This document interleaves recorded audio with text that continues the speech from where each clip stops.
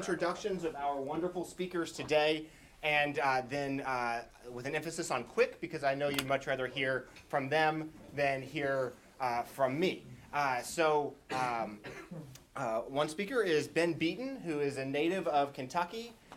He went to Centre College and Columbia Law School. He clerked for Judge Randolph on the D.C. Circuit, and he also clerked for Justice Ruth Bader Ginsburg on the Supreme Court. For anyone not familiar with Judge Randolph, he is probably as far to the right as Justice Ginsburg is to the left, so I'm not sure that there is a clerk in the country who has clerked for more ideologically, diametrically opposed judges than Ben has. Ben went on from his clerkships to work in D.C. and now works in northern Kentucky, doing mainly appellate law. He's a great friend of mine, and he's a fantastic attorney, and I'm thrilled that he's here. Judge Amul Thapar went to Boston College for undergraduate and Berkeley for law school.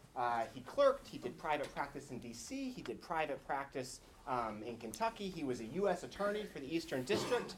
He also was a district judge, a federal district judge in the Eastern District of Kentucky, beginning in 2007, appointed by George W. Bush, and then in 2017 was appointed by President Trump to the Sixth Circuit. He was the very first nomination that President Trump made to a federal circuit court.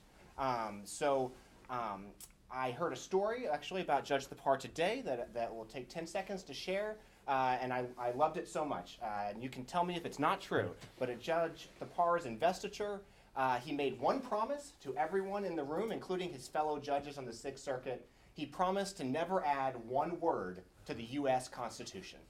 True? True. True. So I'm grateful to both of them for being here. They've written an excellent law review article for the Michigan Law Review, reviewing a book by Judge Richard Posner and discussing textualism, pragmatism, and the Federal Judiciary. Please welcome Ben Beaton and Judge Thapar. So the question is, should we take a vote on whether we go first or the donut eating contest goes first? I mean, that's the best thing at any law school I've been to. So you are clearly at the #1 law school in the country because you have a donut eating contest after. So is that what really brought you all here? Is you came to see the donut eating and you have to put up with us as part of it? Sorry, I interrupted your introduction. That's how we normally wind up to talk about textualism and That's pragmatism, right. right? So, where to begin? Justin, thanks for that fabulous introduction, and thanks to all of you guys for coming out. I know there are all sorts of competing commitments that folks have today. We really appreciate the chance to sit down with you guys and just chat for a while this morning. It's a great and intimate setting. Let's treat this as an informal conversation. So, I may ask you for questions in a little bit, but if you have a question about anything in the meantime, by all means, let us know. And we want this to be useful and interesting for you guys. So, I guess perhaps the natural place to start is where Justin left off, which is with the work of former Judge Richard Posner, the Seventh Circuit Court of Appeals. And I think maybe a preliminary question would just be, how many people here, he's no longer a judge, how many people here are familiar with Richard Posner? Okay, a very good number. And so you guys probably understand that he has really I would say, a singular place in American legal history by being simultaneously the most cited legal scholar of the 20th century as an academic, and also simultaneously the most prolific opinion author in the entire U.S. federal courts at the same time. So he was basically doing two jobs as fast as anyone else was doing, faster than anyone else was doing either of those single jobs.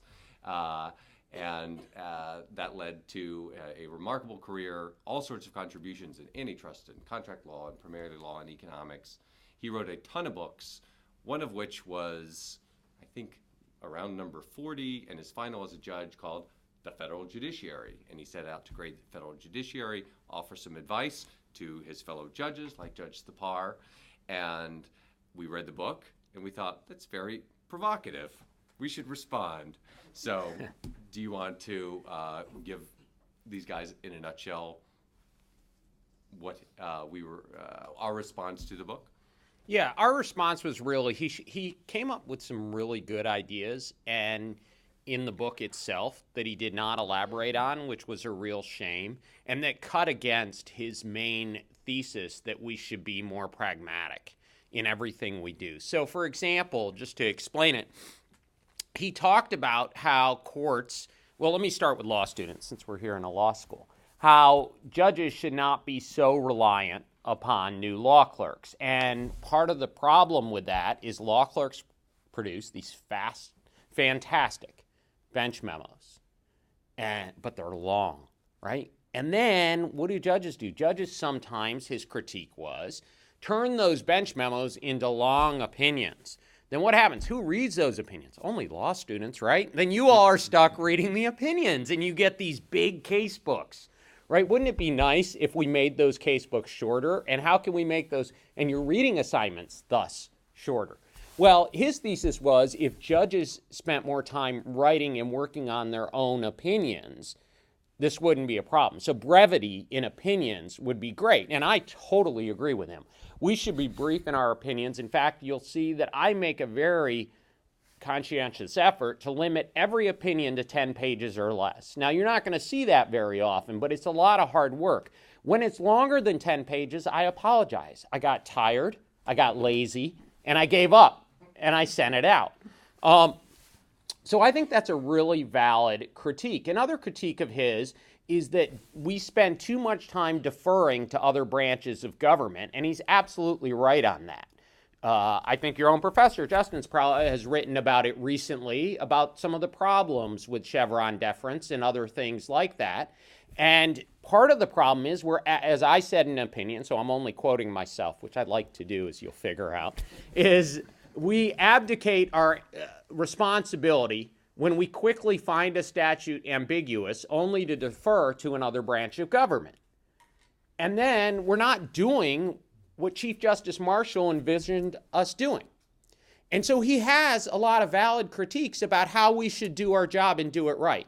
Now, one aside, I want to say something about Ben's great introduction of Judge Posner, and I want to thank you all for having us and being so attentive, just waiting for the donut eating contest. But one thing I would say is Judge Posner he's amazing. He wrote a ton of books. He never could have done it if he was a district judge, because district judges do the real work of the courts. And that's one thing he didn't do enough time praising, but it cuts to one of our themes, which is I don't know how district judges would do their job if we were all pragmatists versus people following the rule of law. And his view of pragmatism is judges do what's best for society, unconstrained by the text of the law. That's the simple way of explaining it. That's Judge Posner's view. So imagine you're a district judge, and you're working every day to get cases right? Because the only job for a district judge is really to get the cases right. They do all the meaningful work of the judiciary. Well, maybe not all, but most. I still want to have some relevance in society.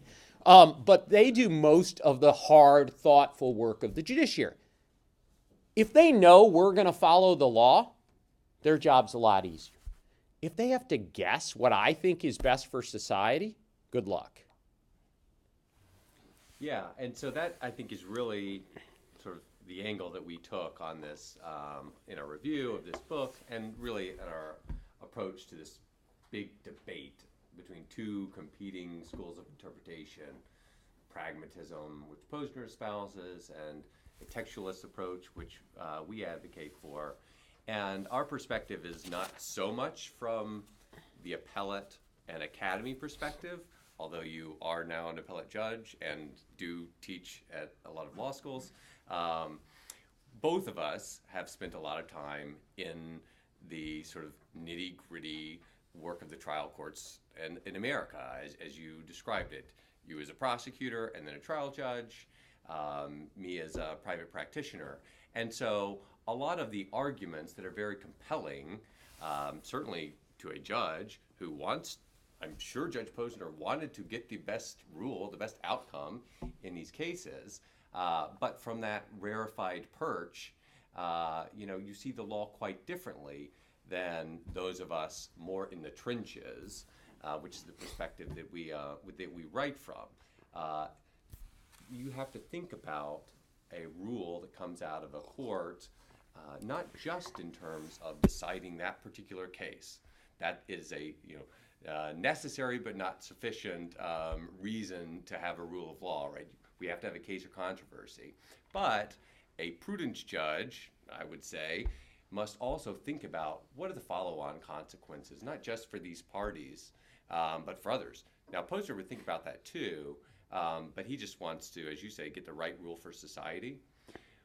What he overlooks, in our view, is the importance for having clear, understandable, concise, predictable rules, because once you decide that case for the parties before you, then it's my job as a litigator to advise my clients, to make arguments in other trial proceedings based on that rule, to be able to predict how the principle will apply the next time around. And when you were sitting as a trial judge, it was your job to make sense of these rules, these opinions coming out. Without a principle to hold on to, then it becomes extremely hard, maybe impossible, to predict what the law will be in the next case and the case after that. And if you can't apply a principle across different cases to different parties, then you've effectively surrendered the rule of law at that point. Yeah, and you all are going to go, and the first thing you're going to do is be lawyers. And so when you're a lawyer, think of it this way. You're advising a client before there's a case, and you've got a statute that says something. You want to be able to read that and give them your best judgment as to what it means. You don't want to have to guess, A, what type of panel of judges you're ultimately going to get, and B, what they think is best for society. It's a lot more efficient and intelligible if we can have a principle where we read the text of a law and we say what it means. Now, why would I say that that should be binding or that judges should do it that way? Well, think about everyday communications. You're listening to me and Ben right now, and you're doing so, and you're translating our words, hopefully into something intelligible, right? And you're sitting there and translating them because my words have meaning. So now how can judges avoid the meaning of the law lawfully passed by Congress, signed into law by the president, to do what's best for society? If we're going to do that, we're kings and queens, not judges. Yeah, and from a lawyer's perspective... Amen, as you're supposed to say. Well, we're not even kings and queens, right? We are subjects. And one thing that I can do pretty well, and that y'all will be able to do pretty well if you listen to Justin and Luke and the other professors here who joined us, once you work really hard for 3 years and take the bar exam and get some years of practice under your belt, you'll find that you're able to pick up a provision in a code, whether it's the KRS, the U.S. Code, administrative regulation, and you'll be able to say, okay, like I see what the text is doing here. Now I'm going to telescope out, see how it fits in the structure of this broader provision. I'm going to see how Judge Thapar and his colleagues on the Sixth Circuit have interpreted this. And I'm going to be able, after all this training and hard work, to be able to go to a client who's maybe not even a lawyer or a corporate deal maker and say, look, here are the two problems you may have under this law, and I can tell you, we can deal with problem A in this way because the way I read the statute and its interpretation in the courts, and we need to change up something for problem B. That's what we all train and aspire to do. You will be able to read statutes very well. Justice Alito talks about this. Hand me a statute. I could break it down really well. What we can't do is go to our client, go to our partner, and say, well, if you wind up in front of Posner in the Seventh Circuit, he's probably going to be focused on this societal problem, which, seems to be animating his thinking or writing. But if you get in front of that curmudgeon, Judge Thapar, he's going to be focused on this other problem. And all of a sudden, your role as a lawyer, as a counselor, has devolved into a sort of prognostication that no matter how well you are taught to read and write the law here at U of L, you're going to be speculating just like I would be. And so these are sort of the practical benefits that we perceive when judges are focusing on the text of these provisions, focusing on how they've been interpreted, so that the lawyers in this room, no matter their vintage, and across the country, frankly, can at least start with with common ground in terms of what actually is the law and how will it limit or empower my clients and myself. So that is sort of the pragmatic case that we focused on a lot in this piece. There is another really important part about sort of, let's just say, statutory interpretation, the case for textualism, which goes to the role of a judge. And it's something we didn't write about as much, but I mean, it goes to the very heart of the role of the courts, particularly in our federal system.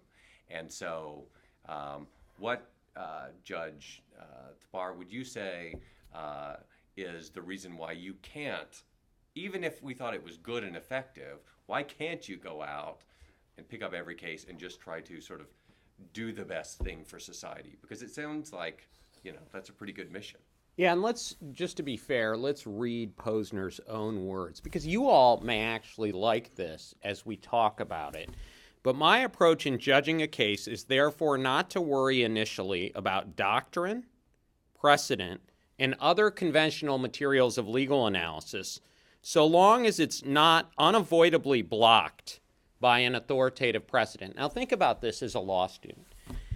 You could go to your professor who's trying to teach you doctrine, precedent, and conventional legal materials and say, Professor, why do I need any of that in a world of Posners, right? We don't need law school. You just blew, whatever it is, $200,000 for 3 years of law school when you could have just envisioned what's best for society and not worried about doctrine, precedent, and conventional legal materials. So next time Professor Walker tells you about that, say, look, I just want to be a Posnerian. I don't want to worry about any of this. But the reality is as judges, we take an oath to this Constitution, not the Constitution of our liking, not the Constitution of our choosing, to this Constitution. And this Constitution sets up 3 branches of government, not 1. And so we have a branch of government. And when Congress, you've seen how hard it is to pass a law. Imagine how hard it is. And look at what they negotiate over. They negotiate over the terms of the law. So think about this. You elect these people. You send them to Washington. They work hard to pass laws. Then the president signs it into law. Then I come around as 1 district judge, or 2 circuit judges, or 5 Supreme Court justices. And I say, I don't like that law. I'm just going to change the meaning with a stroke of a pen. Who says the pen's not mightier than the sword, right? I mean, with a stroke of a pen, I can change it. Now, is that really the country the founders envisioned or the country we live in today? No, it can't be. And there's real problems with that. And the real problems really relate to lawyers and society. In other words, think of it this way. In a criminal case, we expect our fellow citizens to comply with the terms of the law. If the government can just come to me and say it'd be better for society if this law didn't say only X, but said X and Y, and I say yes, thus you're guilty, how's that fair? It can't be. It can't be that judges get to say what's best for society. That's not the great country we live in. The great country we live in is a country where you, the American citizens, get to say what's best for society. And judges interpret the law consistent with the ordinary meaning of the provision. Yeah. I like all this, yeah.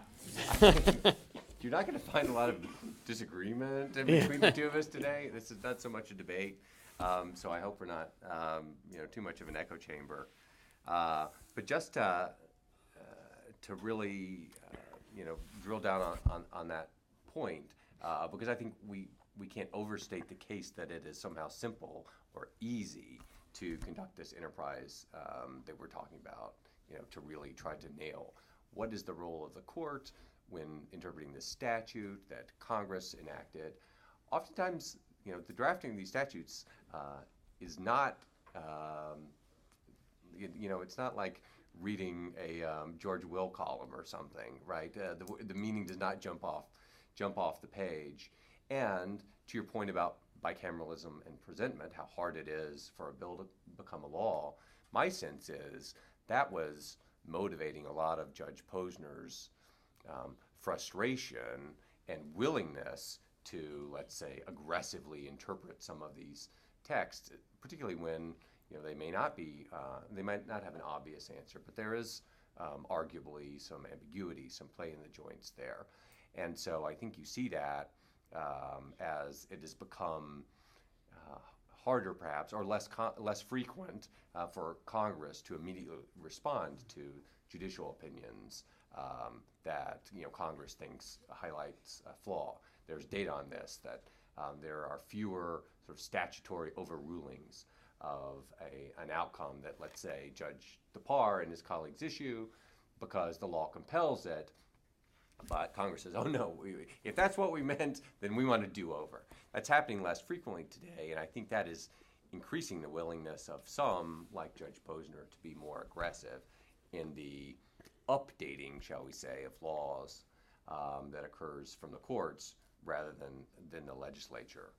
But one thing I wanted to ask you, Judge, was whether you could give us an example of one of these hard cases, not an easy one, when you have confronted a statute, precedent, in which there is, for whatever reason, a really unattractive or hard result on one side, maybe on both sides, but through the disciplining effects and practice of those traditional legal materials that Judge Posner derides, that you, nevertheless plowed through to get to what was the, let's say, legally correct result, even if it might not be the, societally best result.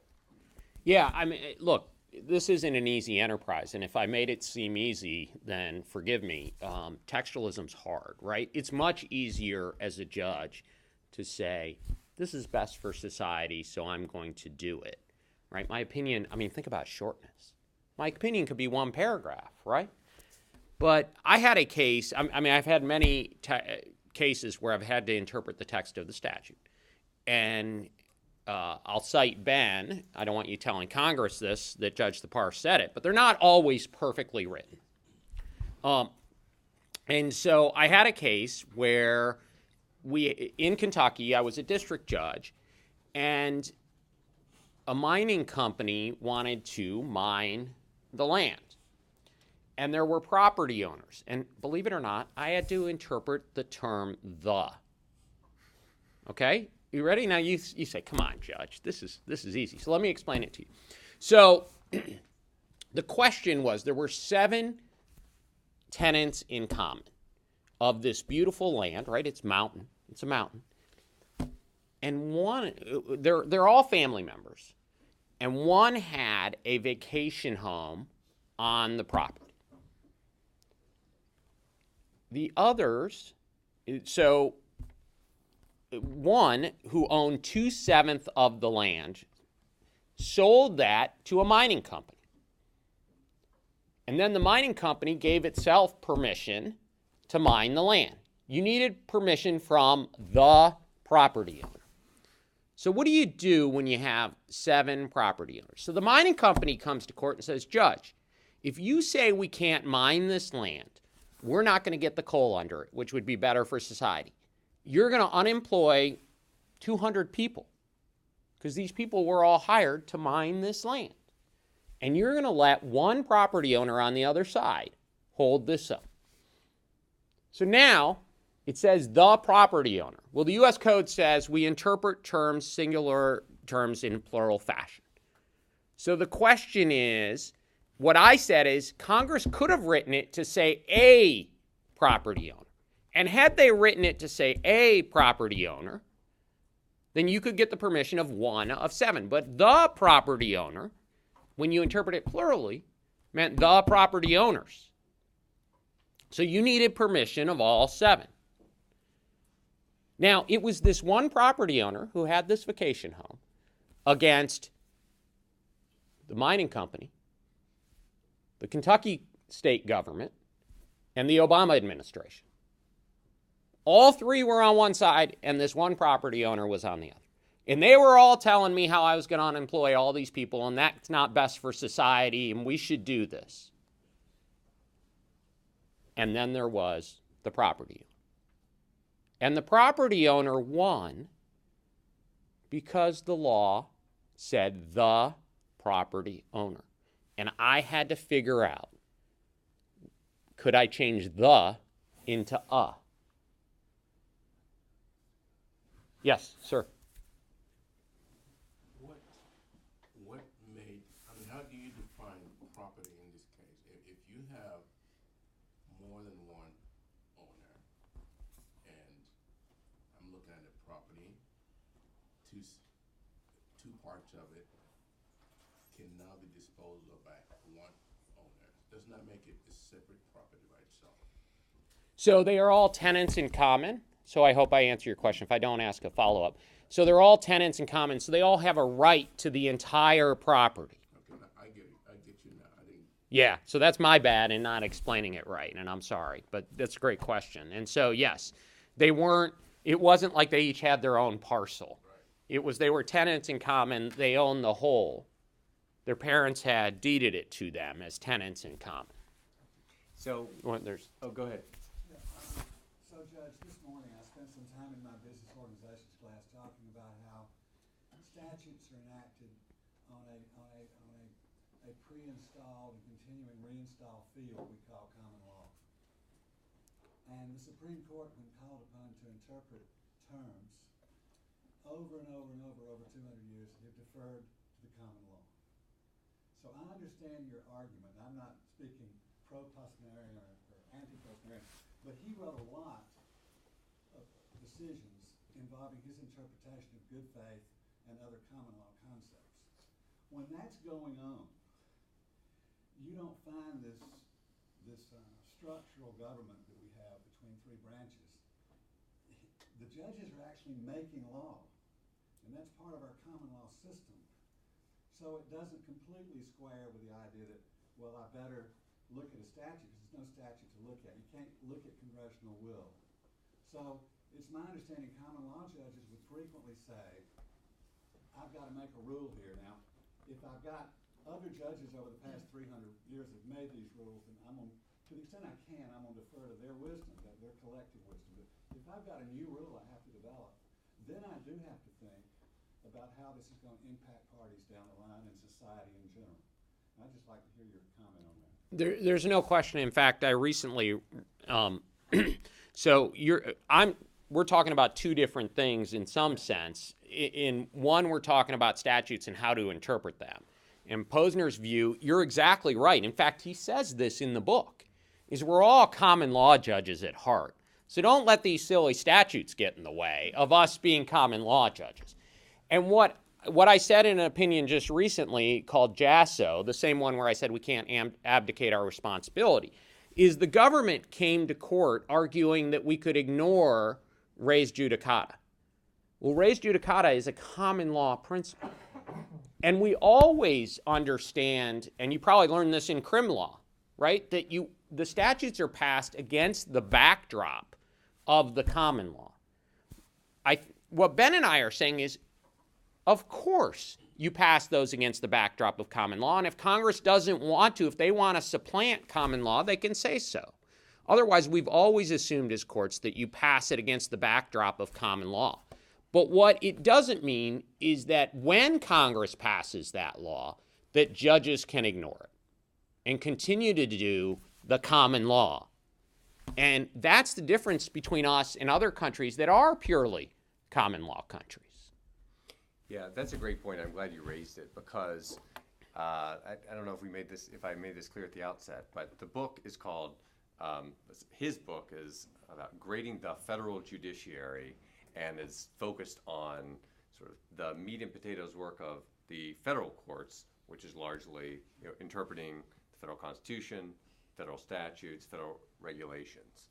Now, because federal court of appeals judges get to sit and hear diversity cases that interpret state law, where these common law subjects, property, torts, contracts, all the really fun stuff that you guys get to learn in 1L year before you get to some more drudgery of maybe environmental or communications or some really codified areas of the law. You better hope those professors aren't in the room. They probably agree. Posner certainly does. It's a lot of fun to be a common law judge, and Posner is no doubt part of the great American common law tradition of these judges. And I think he said before, or others have certainly said about him, he comes from the lineage of, Cardozo and Learned Hand, Oliver Wendell Holmes, these great common law reasoners from precedent. And that's okay, that's great when you are interpreting Illinois contract law or Illinois property law, and he's written some really important stuff there. It's when you get to interpreting the work of Congress that this more policy-driven mode of reasoning becomes very precarious for judges. The other thing I'd like to just flag about your example from the mining case is the importance of deference on the one hand versus judicial independence on the other. And your decision was it sounds to me like a courageous example of the willingness of one federal judge to sort of look the state government, the federal government, really talented lawyers for private parties who were saying, this is how we read the law. It's not obvious that our 5/7 proportion isn't good enough to get this done, and by golly, under the Chevron doctrine that you'll learn in admin law, you gotta give us the benefit of the doubt. And a lot of judges sitting where Judge Thapar sat may have written a more hand-wavy opinion that says, well, on the one side you can see their point of view, on the other you see it the other way. We don't really have to decide because there's an agency here and I'm going to defer to them, and if we get it wrong, they can clean it up later. It's not the court's fault then. That's a sort of responsibility minimizing way to manage your docket. And there are all sorts of arguments that have been made for deference. But what you just heard is a really powerful argument to be skeptical of claims for deference and for a judge to take the law down as far as it possibly can go, even when the agencies are lined against you. And that's a really important trend in the law today. Judges and the academy view deference a lot different today than they did 20 years ago. When you're in the midst of your career, they'll, I guarantee, view it differently. So keep your eye on that very, very important point. So you also heard a case, had a sitting here recently, along with a couple of other Kentucky-based Sixth Circuit judges. And I'm sure your law clerks came along, and they are an important part of this process. You and I, as two-time law clerks, both agree, and one of whom cherishes the work of his beloved law clerks now. They're a really valuable role. They play a really valuable role here. And so I wondered if the students might benefit from hearing sort of what does this process of unpacking a text and deciding a case look like from a poor, overworked, but happy to be there law clerk in your chambers or in other chambers like yours? Yeah. So the lawyers, as you'll be happy to know, in the textualism world are very important. And they can contribute a lot in their briefs. But it is usually for law clerks the launching point and not the ending point.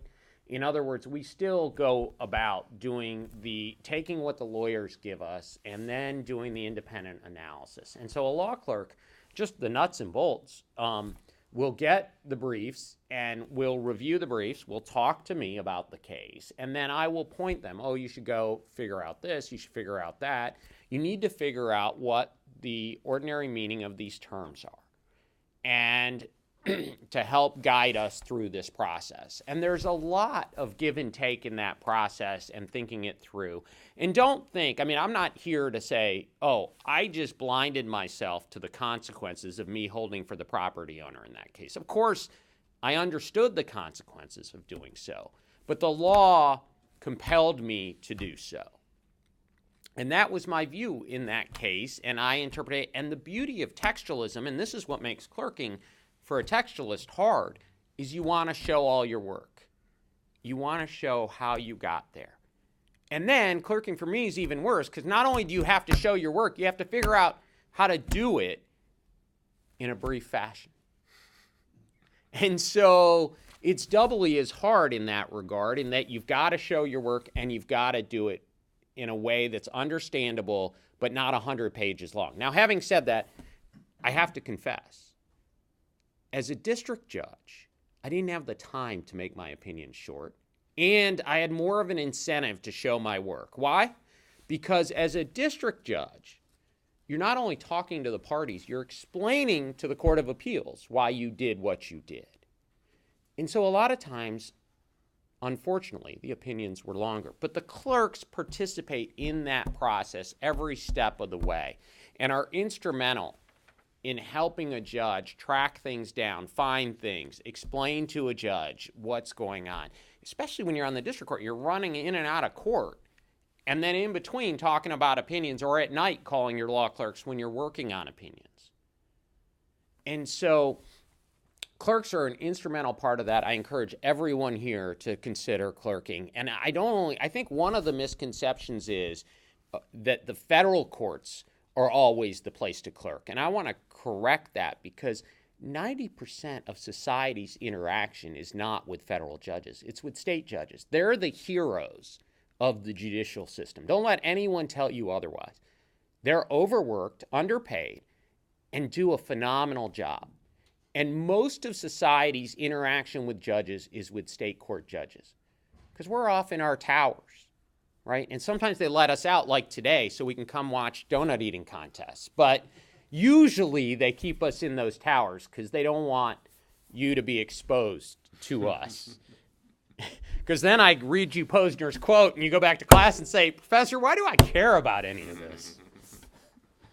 Yeah. One comment that multiple people made when Judge Thapar just joined the district court, which I think goes to the yeoman's work he was doing, but also his clerks running to keep up with someone whose motor runs as high as this one, was he's doing Court of Appeals caliber work from the district court, where you have fewer law clerks, a lot more cases, and your time frame is a lot less generous, shall we say. So a statement against self-interest now, if I can interrupt you, is Karen Caldwell, who's the one, she's not going to mind me saying this, she's the wonderful chief judge in the eastern half of the state. And she's really an amazing person for those of you that haven't met her. But she had this great comment, and it stuck with me forever. When we were on the district court, so historically, district courts get 2 clerks and 1 judicial assistant, and you can waive the judicial assistant and have 3 clerks. But 2 clerks, 1 judicial assistant. Court of Appeals get 4 clerks, 1 judicial assistant. And what Judge Caldwell said, which I think is accurate, is if they gave us 4, they'd only need 2. And that kind of summarizes the difference in the workload, and yet how it's a little imbalanced in the resources we get at each level. So we really have, at the Court of Appeals, no excuse for writing exceptionally lengthy opinions. And because we do have the resources and the time to make sure we can make it readable and short. And one thing we agree with Posner on, right, is our opinion should be readable. And you learn Black's Law Dictionary and all this stuff. And my attitude is, if you ever find a word, in my opinion, where you have to use Black's Law Dictionary, I've failed you. Because one of the big things that we agree about, and now we're getting a little bit away from textualism, although I think it fits within the kind of concept, is transparency. Courts should be transparent in what they're doing, not only to lawyers, but to lay people. And what I always say is, when I tell my clerks, when they send me something with all this brilliant legalese you learned in law school, and then they come back and it's all marked up, and they come in and they wonder why their brilliant writing, I said, I don't say it, but they know I'm thinking it, is trash, right? I don't say it, trust me. You don't have to. Yeah. When it's all rewritten, you should probably get the word that I wasn't happy. But what I always say is, see that person down there walking across the street? I want them to pick up one of my opinions and understand it. They may not have to agree with me, but I want them to be able to understand it. So what are the best tip I can give you as young people who are going to become lawyers is write your briefs in a way people can understand it. Because judges are not experts. You are. Help me help you, right? You all are too young to have seen the movie Philadelphia with Denzel Washington. He has this brilliant line in there. He says, explain it to me like I'm a third grader. You know, he's the lawyer. Explain it to me like I'm a third grader. That's what you want to do. You want to write a brief that's understandable to everyone in your audience that's going to read it. Justin? I know you're the legal writing guy, so... A question about clerks. Just if you can expand a little bit, I'm interested, but I think students will be as well. Your clerks work very hard. Some judges work their clerks about 9 to 5. Some judges on the other extreme, they work their clerks like 9 a.m. to 2 a.m. There's one judge who is infamous for that. I get the impression that on that spectrum, you're toward the end of the spectrum whose clerks work very hard. Can you be specific about what that looks like? In other words, so let me explain, and I'm not sure if I'm going to answer your question, but I hope I do, which is my clerks have to work hard. And the reason they have to work hard is, A, I'm going to push back on everything they do. B, I've been doing it a lot longer, but I don't give them the advance notice of what the result is, right? If you're working for Posner, now, do you want to work for a textualist or you want to work for a Posnerian judge? You want to work for a Posnerian judge if you want to go home at 5, because they come in and they tell you the answer, and then all you have to do is justify it. I never do that. I may read the briefs, my clerk may read the briefs. I'm never going to tell them the right answer because that puts my subjectivity into it. I had this really hard case. Maria Monahan was my clerk. She's left me sadly. She was phenomenal.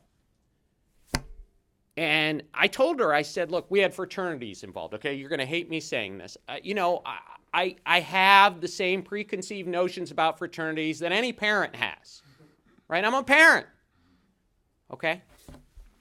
And so I said, Maria, I have this bias against fraternities. Don't let it come into the opinion.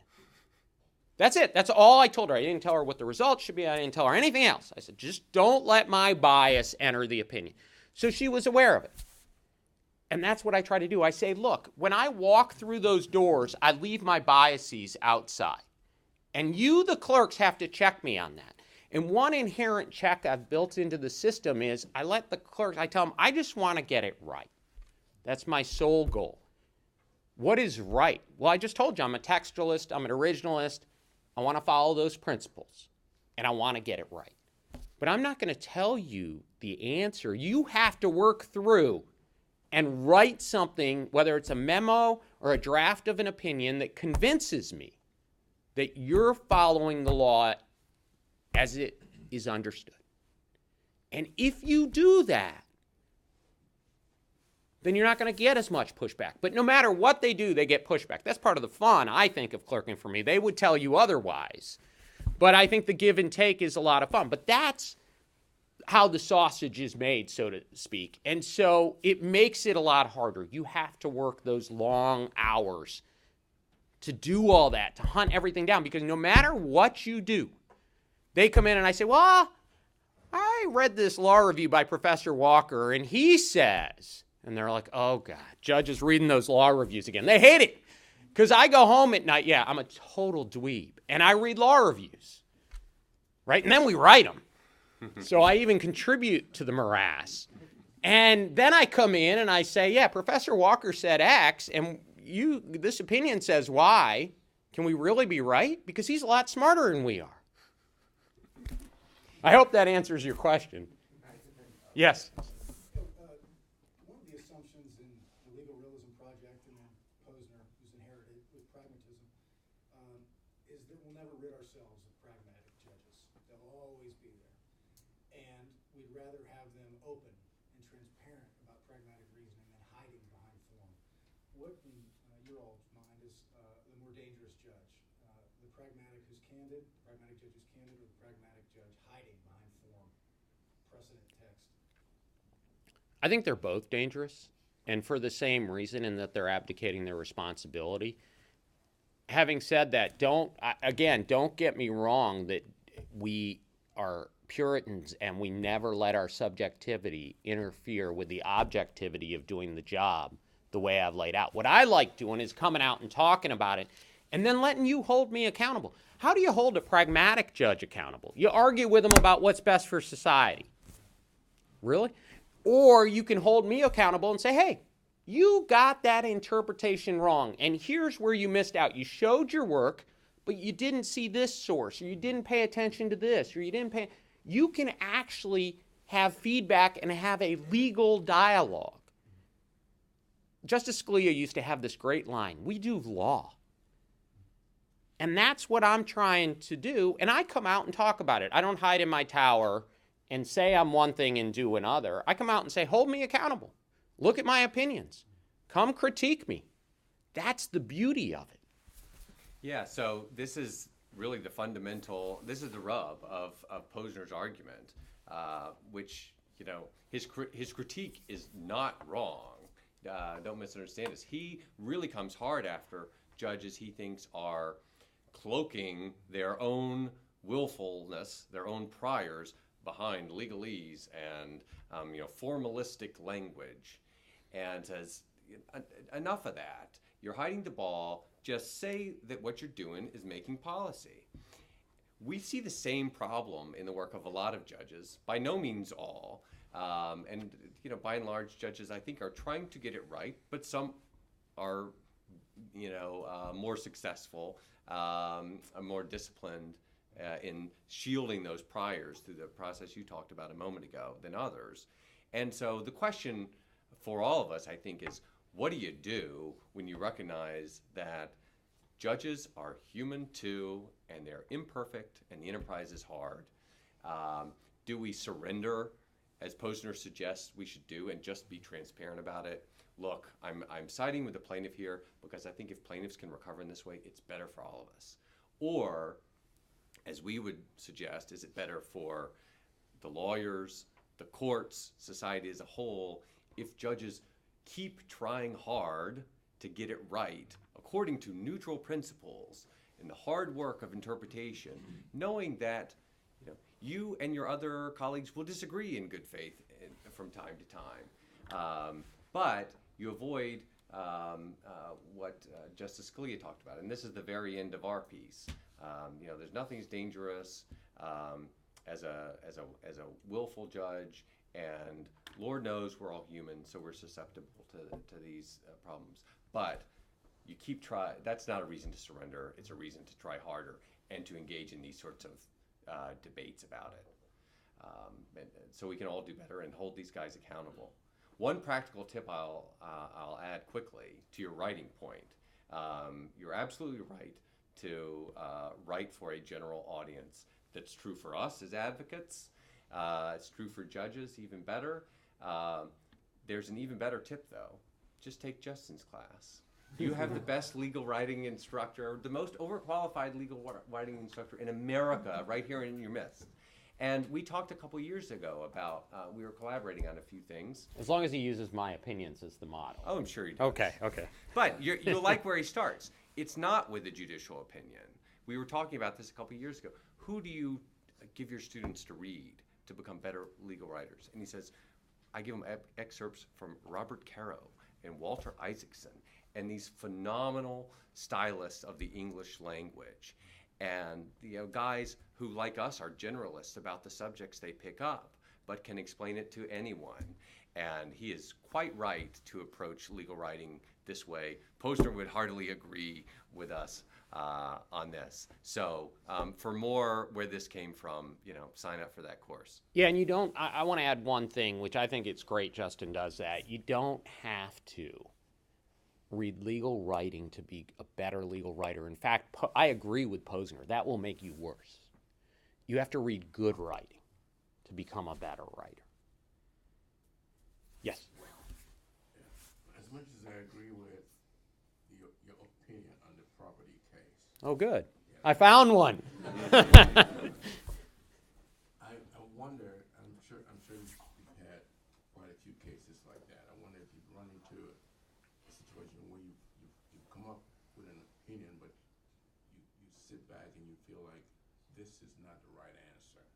I mean, textually, this is what it should be, but Yes. it would have been better if you had a different outcome. Do you now, because it's not your place to make new law, do you now recommend, or could you make a recommendation to the legislative branch on that issue? Yeah, so I had a case called Solomon, United States versus Solomon. And if you want to see a case, and actually it's not as much, I have written opinions, I'd have to think about it, where I tell the legislature they should change the law. Here, I did something maybe a little more gutsy, maybe not. I told the Sixth Circuit they were wrong as a district judge. So I wrote an opinion. What the question was is, could you hold criminal defendants jointly and severally liable? So you all know that term, right? Going to law school, you got to know joint and several liability. And so the question was, could I hold criminal defendants jointly and severally liable? So you got the kingpin, and you got the mule, and the Sixth Circuit said, we hold them jointly and severally liable. Well, I looked at the text of the statute, and I said, are you crazy? That's not in there. You don't get to put that in there and take people's, and hold, and I hate to use the word mule, but that's, I think, the common parlance for the couriers. Maybe that's a better way. The drug couriers and the kingpin equally and jointly and severally liable. You can hold them liable for what they're responsible for, but not jointly and severally. And if Congress knows the terms jointly and severally, they could have used it. So I wrote this opinion, Solomon. I happen to like it, right? I wrote it. They had an opinion called Honeycutt. Was their opinion, the Sixth Circuit. And I said, look, I'm going to hold these defendants jointly and severally liable. But I'm doing so because the Sixth Circuit told me to, and I want to respect the system. Precedent, right? I'm a lower court judge. I took an oath to respect that. But I'm doing so against my better judgment. And so I wrote this opinion. So someone pointed this out to me, and I don't mean Ben's boss, former boss. Of course, she's an amazing lady. But at oral argument, the advocate in Honeycutt in the Supreme Court for the criminal defendant, Justice Ginsburg said, who do you have as authority for your proposition? And they said, Judge Thapar. She said, you got anyone else? And, but I did that. It's similar. I have done it to Congress as well. And if we had more time, I've got to see the donut eating contest. I'm sorry. But if we had more time, I'd explain that to you. Can we take one more question? Because we got one over here. Yes. Thanks. Wait, can I finish the story, though? Yes. The Supreme Court reversed the Sixth Circuit unanimously, adopting Judge Thapar's reasoning. Meanwhile, I don't know if you even know this, I had a court-appointed case for a felon who'd been imprisoned for like 15 years. The government had come through and just swept up all the prison accounts for guys who had forfeiture orders. He was a courier. He got remittances from his family. The government said, well, when you sort of squint and use deference, we get this money under joint and several liability. And they just took it one day. Here he is 2 years from release. Court appoints me and said, something smells funny. We litigate this. And lo and behold, the Supreme Court adopts that reasoning. I go back to the AUSA, wave this decision in his face. The guy gets his effectively life savings back before he hits the streets. So these abstract debates within the courts about deference, about interpretation, they really, really matter on some of these close questions. So I just had to finish the story. Yeah, do we have time for one more? Much time as you have. No, I got to see the donut eating contest. That was the reason. See, the whole reason I came is because Justin promised me that I was going to get to see something exciting and interesting, and I knew it wasn't us. Yes. Thanks. So I've seen this happen in lower judges' court, oral arguments, and they've done their homework, they have the law on their side, and as they're going over that, you can see real time the judge in their mind goes, okay, but why? Starts digging for policy reasons. If that's happening to you, how do you get them off of the okay, but why track and onto the this is the law, follow the law? Yeah, I mean, I think you have to, in the kindest and gentlest way, redirect them back to the law and say, Judge, you can even agree with the judge and say, Judge, in fact, I agree with you. That might be better policy, but it's not what the law says.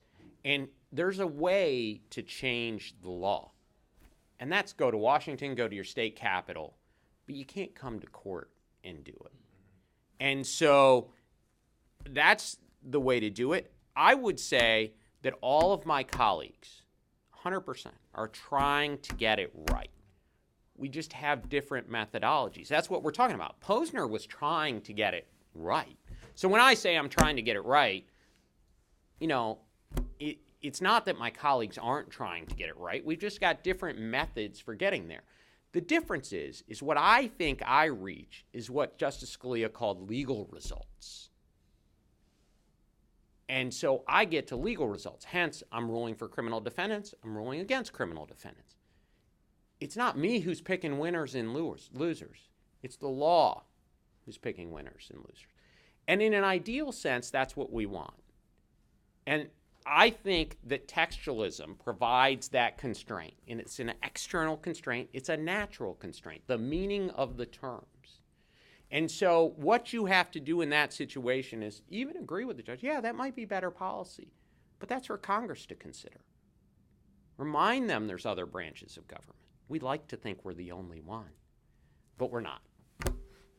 I'll just add from the advocate's perspective, if you got good policy arguments and your judge wants to hear policy arguments, make those too. Yeah. Don't let me give you. Yeah. This is an aspirational view of judging, Yes. not necessarily practical advice. And good I'll finish on that. Good policy arguments will never hurt you when they support your position, right? Because judges like to feel good about their results. We don't like to feel bad.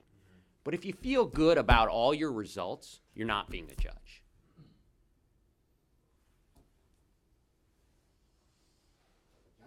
Is that? Thank